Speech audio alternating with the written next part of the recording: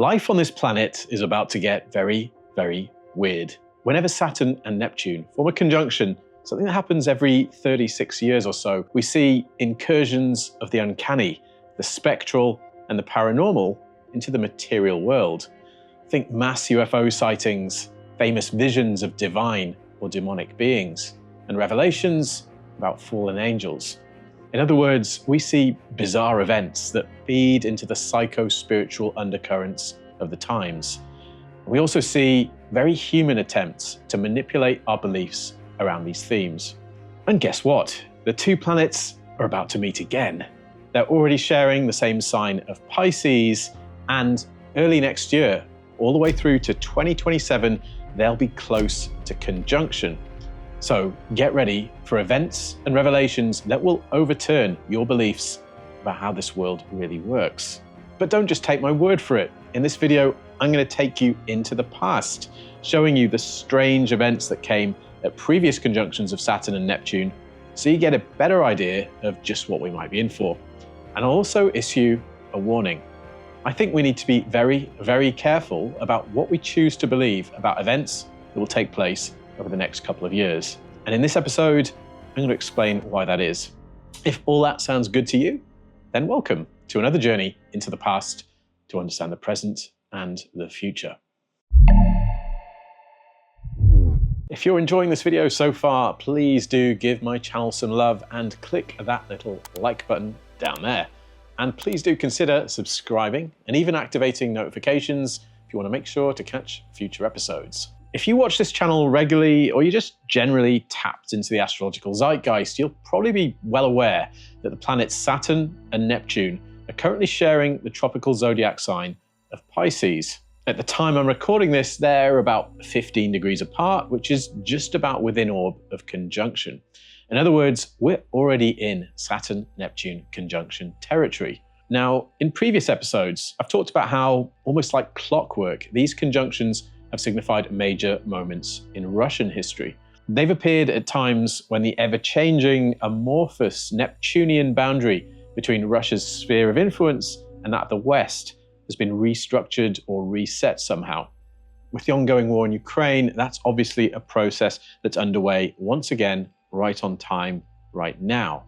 Some astrologers also associate Saturn-Neptune conjunctions with outbreaks of disease, a pattern I've researched myself, which does seem to hold some water too. But I'm not going to talk about these aspects of Saturn-Neptune history in this video. There's another striking pattern around the cycle of these two planets that I haven't talked about much before, and it can be uncovered by thinking about the symbolism associated with Saturn and Neptune. Traditional astrologers thought Saturn was the outermost planet of our solar system, and so for them, it stood at the boundary of the divine realm. Saturn was the gatekeeper between the realm of linear time and space and eternity. It's the planet of boundaries, form, and structure. Saturn was traditionally associated with figures like hermits, monks, and mystics, people who lived their lives at the boundary between the physical world and the divine realm. But today, we're just as likely to attribute these figures to Neptune, which was discovered in 1846. Neptune is the planet signifying the realm of the ideal, the archetypal, and the collective. It's a signifier of that which exists beyond the material realm. And so, a simple but effective delineation of Saturn-Neptune is simply manifestations of spirit. Neptune itself was discovered at a conjunction of Saturn and Neptune, and so a conjunction of these planets signified the physical identification of the very planet we associate with the realm of spirit. Good one, astrology. Good one. As we're going to see shortly in this video, whenever these two planets meet, we see incursions into our ordinary material reality by entities that don't seem to belong. But Neptune is a tricky planet. Our attempts to interface with the ineffable are often unstable and prone to delusion, distortion, and confusion, which are all things we also associate with Neptune. What's more, not all spiritual forces that come into view at times of Neptunian influence are necessarily on our side, and people who claim to be able to guide us towards spiritual revelation don't always have our best interests at heart. And so Neptune is the planet of the false guru, the unsolved mystery, and the psyop. Saturn, for its part, was associated with deceit in traditional astrology. It was called the Lord of Feigned Appearances. So keep an open but healthily skeptical mind about some of the people and events I'm going to talk about in this video. Some of them may have been genuine manifestations of phenomena we don't understand. Others may have been deliberate human attempts to shape our belief systems. Not all that glitters is gold. The last time Saturn and Neptune met was 1989, when they made 3 conjunctions. This was the year the Berlin Wall fell, and when scientist Tim Berners-Lee was dreaming up the World Wide Web while working at CERN. But it was also a massive year for the UFO. People often question why UFO sightings and alien abductions always seem to happen in America. That's not really true. And 1989 is a good example of this. This year saw a huge wave of thousands of sightings of mysterious triangular-shaped UFOs in Belgium. The Belgian Air Force became involved, intercepting some of the objects with F-16 fighter jets.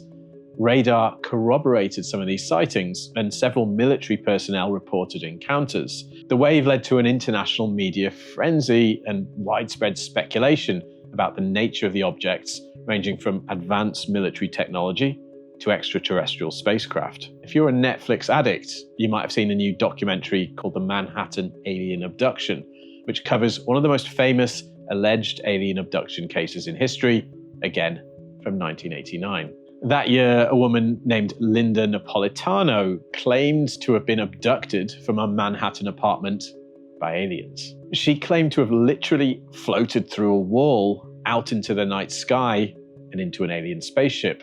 Her abduction was also allegedly witnessed by 23 people, including people who claimed to have seen her floating through the air. One of those people was supposedly UN Secretary General Javier Pérez de Cuellar.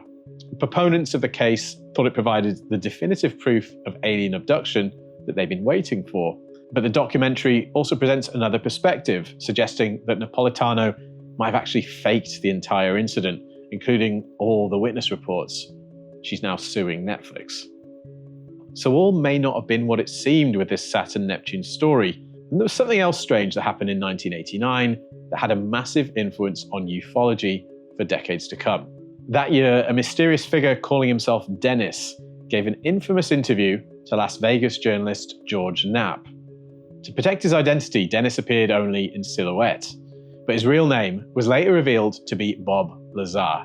Lazar made some incredible claims, namely that the US government had 9 crashed UFOs in its possession at a secret facility named S4 close to the infamous Area 51 base. Lazar claimed he had been hired as a physicist to reverse engineer the propulsion systems of these craft and figure out how they worked. He claimed they used anti-gravity technology and a stable, super heavy element named Element 115 to fly at incredible speeds.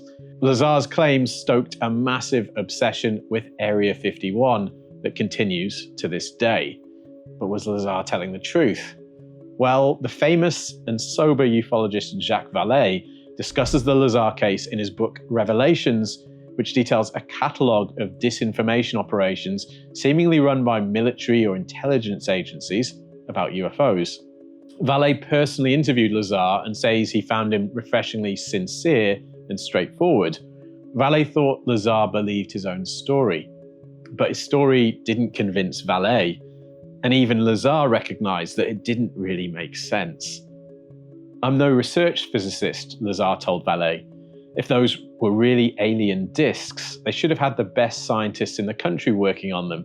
Instead, they gave us these briefings and just told us to try anything we liked. Nothing was written down. Not exactly the Manhattan Project." And eventually, Lazar was publicly discredited. His education as a physicist was found to have been fabricated, and in 1990, he was arrested for running a brothel. So what was going on? Well, Vallée suggests a possibility. Perhaps very real, advanced aircraft were being developed by the military at Area 51, albeit without the help of aliens. What better way to discredit people who claim to have seen them than by associating such sightings with crazy theories about aliens and their captured spacecraft? At one point in Revelations, Lazar even tells Vallée that he thinks his memory might have been tampered with. He said he had to have constant tests and medical evaluations done throughout his time at S4. And he says that, quote, "They made me drink a glassful of a yellow liquid that smelled like pine. And it seems that they hypnotized me several times. I never found out why." If Lazar was speaking earnestly about what he thought he'd experienced, perhaps he could have been a victim of the mind control techniques we know that the CIA developed in programs like MKUltra. MKUltra was a real program run by the CIA to explore how human beings could be brainwashed and controlled using drugs. And guess what? It began in 1952, the year of a Saturn-Neptune conjunction. And this year also happens to be one of the most important years in the history of the UFO. Traveling back to 1952 and 1953, when we had 3 conjunctions of Saturn and Neptune, we find a very different world. In 1989, the Cold War was ending. In the 50s, it was just getting started. And once again, this marked a significant time for Russia. In 1953, Stalin died, marking an important turning point in the history of Russia's communist experiment. And as we've seen, around this time, the CIA launched MKUltra, which sought to see if drugs and extremely nasty programming techniques could be used to reprogram human beings and possibly even turn them into assassins. Remember, as I said earlier, manipulation of belief seems to be a theme with Saturn-Neptune conjunctions. But 1952 has also been called the year of the UFO. It was a massive year for UFO sightings and the initiation of government programs aimed at understanding this phenomenon. That year, the US Air Force began Project Blue Book, a systematic study on UFOs that would eventually wind up in 1969, concluding that the phenomenon was not a threat to national security and didn't warrant further study.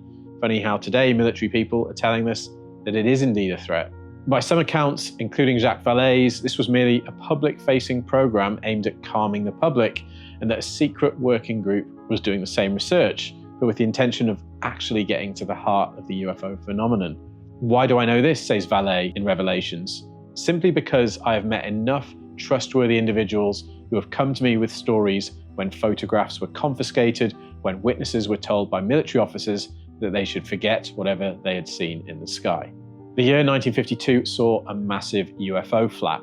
Project Blue Book director Edward J. Ruppelt said that, quote, "During a 6-month period in 1952, 148 of the nation's leading newspapers carried a total of over 16,000 items about flying saucers. Imagine if Saturn-Neptune brings another flap of that magnitude in the age of the smartphone." 1952 also saw one of the most famous UFO sightings of all time, when for 2 weekends in a row, flying saucers, as they were known at the time, were seen over the Capitol building of the United States and the White House. They were also seen on radar by air traffic control. Given that things like this were already happening in the early 1950s and even earlier, it's very hard to believe that parts of the US government don't know far more about this phenomenon than they currently claim. This was also an important year in ufology for other reasons. It was the year that the first really famous UFO contactees burst onto the scene, people claiming to have personally met aliens, often from the planet Venus. One of these men was George Adamski, creator of a number of supposed photographs of UFOs, later shown to probably have been faked. In 1952, Adamski claimed to have stumbled upon a landed spaceship in the California desert. He said he met the pilot of the ship, a handsome, blonde-haired man named Orthon, who supposedly told Adamski he was from the planet Venus. The same year, another famous UFO contactee, George Van Tassel, claimed to have received telepathic messages from an extraterrestrial being named Ashtar, supposedly the commander-in-chief of a group called the Ashtar Galactic Command, who had come to Earth to warn humanity about the dangers of nuclear weapons. The Space Brothers had arrived. The image of the Nordic-looking space alien who's trying to save humanity from its own stupidity and talk of the so-called Galactic Federation really goes back to this time. You can still see stuff like this to this day on the likes of Gaia TV and find people channeling messages from the Ashtar Command. That said, the Aryan-looking superhuman savior being promoted by the likes of Adamski and Van Tassel has much older roots. With their long hair, these aliens resemble traditional depictions of angels. And the trope of advanced beings assisting humanity from beyond the material bounds of the earth resonates with the idea of ascended masters that was introduced to the wider culture by Madame Blavatsky's Theosophical movement in the late 19th century. The Theosophists claimed they bore messages from ascended masters. Today, New Age channelers bear messages from aliens. It's not so different. Stories of advanced beings from Mars or the stars were also rather popular with secret societies associated with the Nazis. But that's another story. What's interesting for our purposes is how, both in 1952 and 1989, we saw fresh and often dubious attempts to manipulate our beliefs about our place in the cosmos. But there was another conjunction of Saturn and Neptune in the 20th century. It happened in 1917. Once again, we find some extremely weird events that seeded the zeitgeist taking place around this time. Indeed, we see predictions of apocalypse and an eerie foreshadowing of the alien phenomenon. In the first half of 1918, the infamous occultist Aleister Crowley engaged in a 6-month-long magical ritual involving a lot of sex and drugs called the Amalantrah working. Saturn and Neptune made an exact conjunction in August 1917, but they were still close enough to be considered in conjunction as the ritual was taking place. And it was during this ritual that Crowley had a vision of a strange being that he called Lam, which he sketched. It's a striking image to modern eyes because it's so highly reminiscent of the modern image of the grey alien, which became a staple of UFO lore much later in the 20th century. Had Crowley entered a visionary state that allowed him to foresee images that would later enter the cultural imagination much more widely? Or had he literally encountered one of the Greys? Who knows? But it's certainly interesting, given that later conjunctions of Saturn and Neptune coincided with important events in the history of the UFO phenomenon. And in 1917, there was another very strange event that has seeded popular culture, the miracle of Fatima. From May the 13th, 1917, 3 shepherd children near the town of Fatima in Portugal reported seeing apparitions of the Virgin Mary. They described her as, quote, a lady all in white, more brilliant than the sun, indescribably beautiful. She told them that humanity must pray to bring an end to the First World War, which was raging at the time. And she gave them 3 prophecies, which have become known as the Secrets of Fatima, were kept secret until the 1940s, when they were revealed by Lucia, one of the 3 children. The first was a vision of hell and how sinners suffer there. The second was a prediction of the end of the Great War and the coming of a second, even worse war, which arguably came true with the coming of World War II. The woman also requested that the people of Russia convert to Catholicism. Remember, 1917 was the year of the Russian Revolution, and the third secret was kept back by the Vatican and only revealed in the year 2000. It was a vision of the persecution of Christians, including the shooting of a bishop dressed in white. It has been interpreted as a vision of the attempted assassination of Pope John Paul II in St. Peter's Square in 1981, which actually happened on May the 13th, the day of the year the children first saw Mary. That said, some people believe this wasn't the true secret and that it's been held back from public view by the Vatican.